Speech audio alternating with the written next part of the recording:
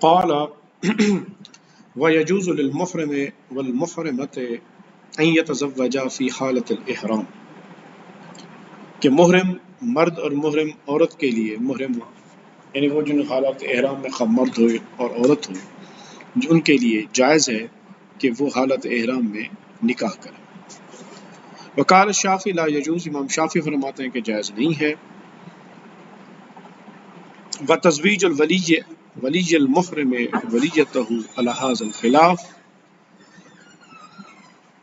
اور کہتے صاحب ہدایہ کہتے ہیں کہ اگر ایک آدمی جو حالت احرام میں ہو تو وہ اپنی ولیہ کا نکاح بھی نہیں کر سکتا، لیکن امام شافعی کے نزدیک ہو سکتا ہے، امام شافعی کے نزدیک نہیں ہو سکتا، احناف کے نزدیک یہ ہو جائے گا، یعنی اس کے اوپر بھی وہی اختلاف ہے امام شافعی کا۔ لہو، اب امام شافعی کی دلیل کیا ہے کہ قولہ علیہ الصلوۃ والسلام لا ینکح المحرم ولا ینکح، کہ حالت احرام میں کوئی مرد نہ تو اپنا نکاح کر سکتا ہے، ولا ینکح باب فعل کا صیغہ، کہ نہ ہی کسی اور کا نکاح کر سکتا ہے۔ تو امام شافعی کہتے ہیں کہ حالت احرام میں نہ انسان اپنا نکاح کر سکتا ہے نہ کسی اور کا نکاح کر سکتا ہے۔ ولنا، اب ہماری دلیل کیا ہے احناف کی؟ ما روی انہ علیہ الصلوۃ والسلام تزوج بمیمونۃ رضی اللہ تعالی عنہا وہو محرم، کہ حضور نبی رحمت صلی اللہ علیہ وسلم نے حضرت بی بی میمونہ ام المؤمنین رضی اللہ عنہا سے جو نکاح فرمایا تھا جب کہ آپ حالت احرام میں تھے۔ اب احناف وما روا ہو، یعنی کہ جو امام شافعی نے حدیث نقل کی اس کی وہ دلیل دیتے ہیں احناف کے بھی، اس کی تعویل یہ ہے کہ وما روا محمول علی الوتی، کہ بھی وہ وتی کے اوپر محمول ہوگی، یعنی وہ جو کہا گیا کہ بھی حالت احرام میں نہ نکاح کرو اور نہ نکاح کراؤ، وہاں پر ناکحہ سے مراد وتی ہے، تو یہاں پر امام شافعی کی دلیل کبھی نظر آتی ہے، کیونکہ یہاں پر وہ جو حدیث ہے کہ بھی ولا ینکح ہو، اس سے تو چلو مراد ہو سکتا ہے کہ وتی، کہ بھی ایک انسان جو ہے وہ نکاح کر لے لیکن وتی نہ کرے، وتی کی ممانعت ہے، لیکن ولا ینکح ہو جہاں باب افعال کا صیغہ ہے وہاں پر اسی کو وتی کے معنی میں رکھنا کوئی اس کا ریشنل یا سینس نہیں بنتا، چونکہ جب آپ وتی کے معنی رکھتے ہیں تو پھر اس کو دونوں نکاح کے جو مشتقات ہیں پھر دونوں کے لیے وہی معنی آپ کو رکھنا پڑے گا، ادروائز وہ معنی آپ رکھ نہیں سکتے۔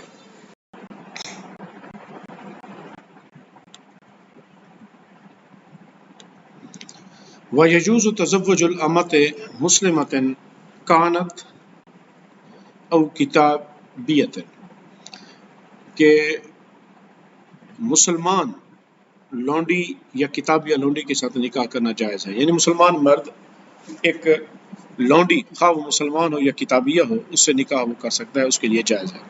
وقال شافعی لا یجوز، امام شافعی کہتے ہیں کہ جائز نہیں ہے، لا یجوز للحر ان یتزوج بامۃ کتابیۃ، کہ وہ کسی کتابی عورت کے ساتھ، کتابی لونڈی کے ساتھ نکاح کرے۔ کیا وجہ ہے؟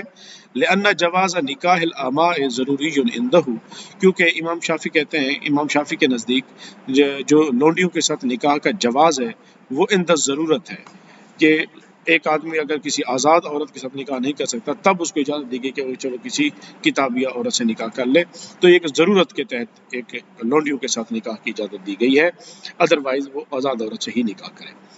لما فیہ من تعریض الجزء علی الرق، دوسری دلیل یہ ہے کہ بھئی لما فیہ، چونکہ اور لونڈی کے ساتھ نکاح کرنے میں تعریض الجزء، انسان اپنے جز کو علی الرق کے پیش کرتا ہے، انسان اپنے جز کو غلامی پر پیش کرتا ہے، یعنی جب وہ لونڈی سے نکاح کرے گا تو لونڈی کے اندر نطفہ ٹھہرے گا، آزاد مرد ہے، اپنا نطفہ جب کسی لونڈی میں چھوڑے گا، جب اس میں بچہ یا بچی پیدا ہوگی تو وہ صاف ظاہر لونڈی کے مالک ہی اس کے بچے یا بچی کا بھی مالک ہو جائے گا، تو یوں اس کا مطلب یہ ہوا کہ آزاد مرد نے اپنے نطفے کو، اپنے جز کو، اپنے بچے یا بچی کو غلامی کی طرف دھکیلا ہے، اور یہ اسلام کے اندر جائز نہیں ہے۔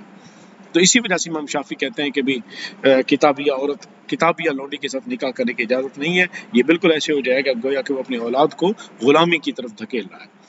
وقد انتفات ضرورت بالمسلمت، اب امام صاحب کہتے ہیں کہ بھی ضرورت لونڈیوں کے ساتھ نکاح کی اجازت دی گئی ضرورت کے تحت، تو پھر وہ ضرورت پوری کرنے کے لیے کتابیہ لونڈی کا انتخاب کیوں کرے؟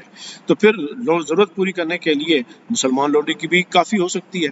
تو وہ قد انتفاط ضرورت پوری ہو سکتی ہے بالمسلمت، یعنی مسلمان لونڈی کے ساتھ نکاح کرنے سے بھی تو مکمل ہو سکتی ہے۔ اس کا مطلب ہوا احناف کے نزدیک مسلمان مرد ایک کتابیہ یا مسلم اور کتابیہ لونڈی دونوں میں سے دونوں کے ساتھ نکاح کر سکتا ہے، جبکہ امام شافعی کے نزدیک صرف مسلمان لونڈی سے نکاح کر سکتا ہے، کتابیہ سے نکاح نہیں کر سکتا۔ ولہذا، اور اس لیے جعل قول الحرۃ، امام شافعی کہتے ہیں کہ جو آزاد عورت کے ساتھ نکاح کی قدرت رکھنا ہے، وہ کیا بنا دیا گیا؟ اس کو مانع منہ، لونڈی سے نکاح کے مانع بنا دیا گیا ہے۔ یعنی ایک آدمی جب قدرت رکھتا ہے کہ وہ کسی آزاد عورت کے ساتھ نکاح کرے، تو پھر اس کو اجازت نہیں ہے کہ وہ کسی لونڈی سے نکاح کرے۔ وعندنا، اور ہمارے نزدیک، احناف کے نزدیک، صاحب ہدایہ کہتے ہیں کیا ہے؟ الجواز مطلق لاطلاق المقتضی، وہ کہتے ہیں کہ ہمارے نزدیک تو یہ جو نکاح کے ساتھ لونڈیوں کے ساتھ نکاح کرنا ہے یہ مطلق ہے، اسی وجہ سے یہ اپنے اطلاق پر ہی رہے گا۔ وفیہ امتناع عن تحصیل الجزء الحر لا ارقاقہ، وہ کہتے ہیں کہ بھی دیکھیں، امام شافعی اس بات کو دیکھ رہے ہیں کہ آدمی جب لونڈی سے نکاح کرے گا تو وہ اپنے جز کو غلامی پر پیش کرے گا، غلام بنائے گا۔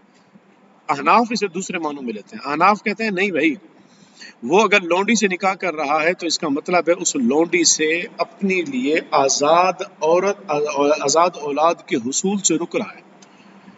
اب وہ آزاد اولاد کے حصول سے کیسے رک رہا ہے؟ کہتے ہیں وہ عزل کر لے گا، عزل کرے گا، وہ جب اس کے ساتھ وطی کرے گا تو عزل کرے گا، تو عزل کرنے سے اولاد نہیں ہوگی، تو اس کا مطلب ہے وہ لونڈی سے نکاح کرنے کا مطلب یہ ہے کہ وہ آزاد جز کے حصول سے وہ رک رہا ہے۔ لا ارقا کو، اس کا یہ مطلب نہیں کہ وہ اپنی اولاد کو غلامی پر پیش کر رہا ہے، جس طرح کہ امام شافعی نے فرمایا۔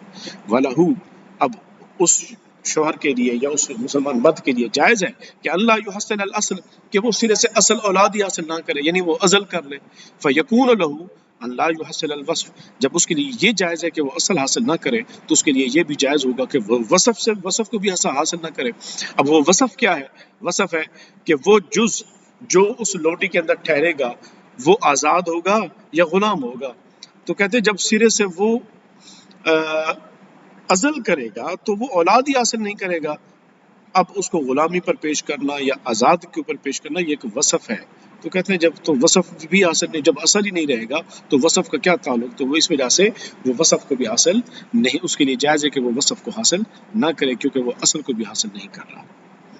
ولا یتزوج عامۃ علی حرۃ، اسی طرح وہ کہتے ہیں کہ ایک آدمی کہ اگر پہلے سے کوئی آزاد عورت بطور بیوی اس کے پاس ہے تو پھر اس کے لیے اجازت نہیں ہے کہ وہ آزاد عورت کے اوپر دوسری شادی کسی لونڈی سے کرے، یہ نہیں ہو سکتا۔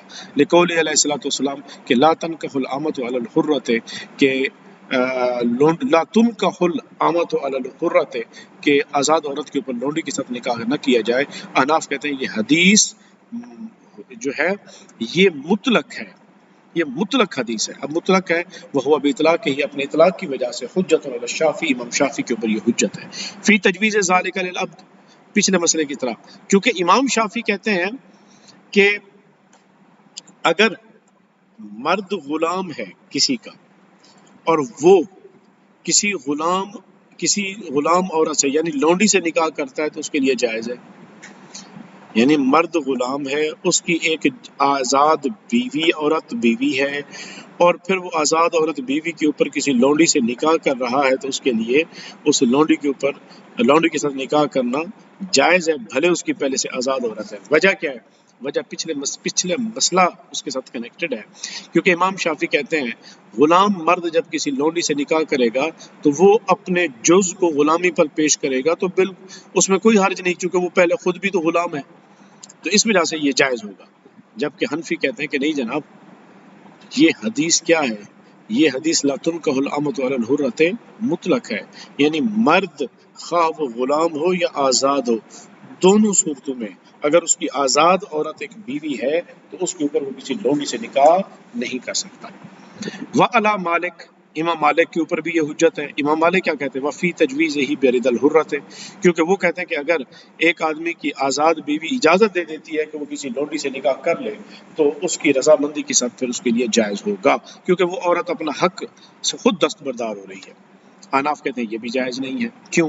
وہ کہتے ہیں وَلِأَنَّ لِلرِّقِّ أَصْلًا فِي تَنْصِيفِ النِّعْمَةِ، کیونکہ جو غلامی ہے وہ نعمتوں میں اس کو آدھا کر دیتی ہے، اس کا اثر جو ہے وہ نعمتوں کے اندر آدھا کرنا ہے. مثال کے طور پر آزاد مرد اگر کوئی ایڈلٹری بدکاری کرتا ہے تو اسے 100 کوڑے، غلام بدکاری کرتا ہے تو 50 کوڑے. اب یہ جو کوڑے ہیں یہ نعمت ہے. کیوں نعمت ہے؟ کیونکہ آخرت کے تناظر میں یہ نعمت ہے کہ انسان دنیا کے اندر ہی وہ کوڑے کھانے کے بعد آخرت کے عذاب سے بچ جاتا ہے. تو اسی لیے ہر اعتبار سے آزاد کے مقابلے میں غلام کو نصف رکھا گیا ہے. تو کہتے ہیں کہ بھی جو غلامی ہے وہ اس کے حق میں نصف ہے. علامہ نکررہ فی الطلاق، کیونکہ اس معاملے کے اندر جسے ہم دوبارہ بیان کریں گے کتاب الطلاق کے اندر انشاءاللہ، فیثبت به حل المحلیت فی حالت الانفراد دون حالت الانضمام، اس سے ثابت ہو گیا کہ اس غلامی سے فیثبت بالرق حل المحلیت فی حالت الانفراد. دیکھیں حالت انفراد سے متعلق ہے، اگر مرد کی کوئی اور بیوی نہیں ہے اور وہ اکیلے ہی کسی لونڈی سے نکاح کرنا چاہ رہا ہے تو پھر تو جائز ہے، یعنی لونڈی کے ساتھ حالت انفراد میں نکاح جائز ہے. حالت انضمام کا مطلب یہ ہے کہ اس کے پاس پہلے آزاد بیوی بھی ہے، پھر وہ لونڈی کے ساتھ نکاح کر رہا ہے تو آزاد اور لونڈی کو وہ انضمام ملا رہا ہے، تو اس صورت کے اندر لونڈی کے ساتھ نکاح ثابت نہیں ہوگا. دلائل وہی ہیں جو پیچھے ذکر کر دیے کہ آزاد عورت کے اوپر وہ لونڈی کے ساتھ نکاح نہیں کر سکتا. وَيَجُوزُ، اور جائز ہے تزوج الحرۃ علیہا، ہاں اگر اس کے پاس جو پہلی بیوی ہے وہ لونڈی ہے، اس کے بعد وہ دوسری شادی کسی آزاد عورت سے کرتا ہے تو یہ جائز ہے. لقول علیہ الصلوۃ والسلام وتنکح الحرۃ علی الامۃ، آزاد عورت کے ساتھ نکاح کیا جائے گا لونڈی کے اوپر. وَلِأَنَّهَا مِنَ الْمُحَلَّلَاتِ فِي جَمِيعِ الْحَالَاتِ إِذْ لَا مُنَصِّفَ فِي حَقِّهَا، کیونکہ جو آزاد عورت ہے وہ تمام امور کے اندر حلال کی گئی ہے، اور تمام حالات میں، یعنی حالت انفراد میں بھی اور حالت انضمام، دونوں صورتوں کے اندر عورت آزاد عورت کے ساتھ نکاح جائز ہے.